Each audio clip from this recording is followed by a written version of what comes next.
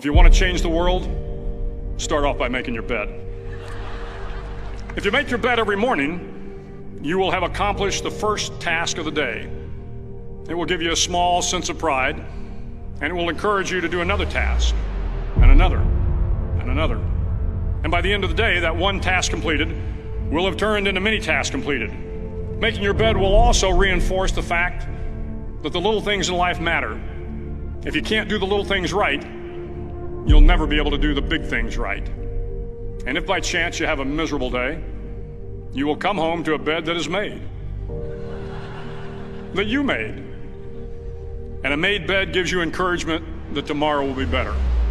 To pass SEAL training, there are a series of long swims that must be completed.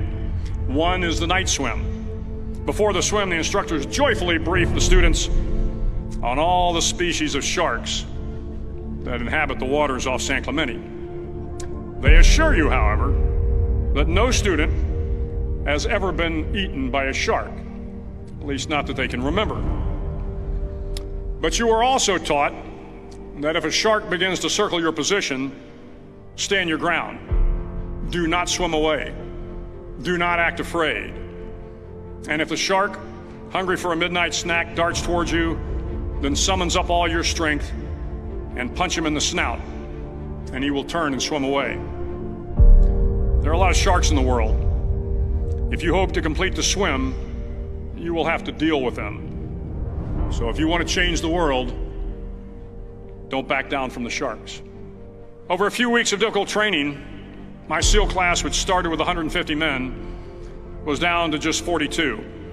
There were now 6 boat crews of 7 men each. I was in the boat with the tall guys, but the best boat crew we had was made up of the little guys, the Munchkin crew, we called them. No one was over 5'5". The Munchkin boat crew had 1 American Indian, 1 African American, 1 Polish American, 1 Greek American, 1 Italian American, and 2 tough kids from the Midwest. They out-paddled, outran, and outswam all the other boat crews. The big men in the other boat crews would always make good-natured fun of the tiny little flippers the Munchkins put on their tiny little feet prior to every swim. But somehow these little guys from every corner of the nation and the world always had the last laugh, swimming faster than everyone and reaching the shore long before the rest of us. SEAL training was a great equalizer. Nothing mattered but your will to succeed, not your color, not your ethnic background, not your education, not your social status. If you want to change the world, measure a person by the size of their heart, not by the size of their flippers. The 9th week of training is referred to as Hell Week. It is 6 days of no sleep, constant physical and mental harassment, and 1 special day at the Mud Flats. The Mud Flats are an area between San Diego and Tijuana where the water runs off and creates the Tijuana Sloughs, a swampy patch of terrain where the mud will engulf you. It is on Wednesday of Hell Week that you paddle down to the Mud Flats and spend the next 15 hours trying to survive this freezing cold, the howling wind, and the incessant pressure to quit from the instructors. As the sun began to set that Wednesday evening, my training class, having committed some egregious infraction to rules, was ordered into the mud. The mud consumed each man till there was nothing visible but our heads. The instructors told us we could leave the mud if only 5 men would quit. Only 5 men, just 5 men, and we could get out of the oppressive cold. Looking around the mud flat, it was apparent that some students were about to give up. It was still over 8 hours till the sun came up. 8 more hours of bone-chilling cold. The chattering teeth and the shivering moans of the trainees were so loud, it was hard to hear anything.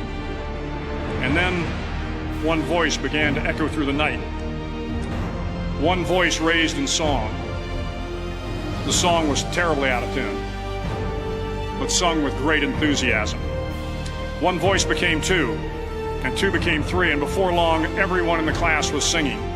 The instructors threatened us with more time in the mud if we kept up the singing, but the singing persisted, and somehow the mud seemed a little warmer, and the wind a little tamer, and the dawn not so far away. If I have learned anything in my time traveling the world, it is the power of hope.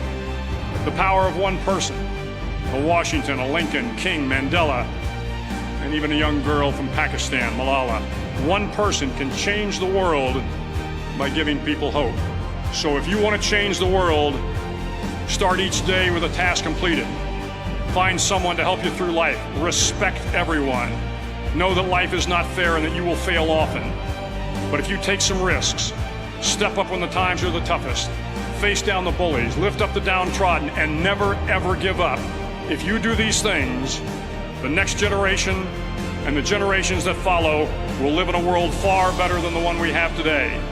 And what started here will indeed have changed the world for the better.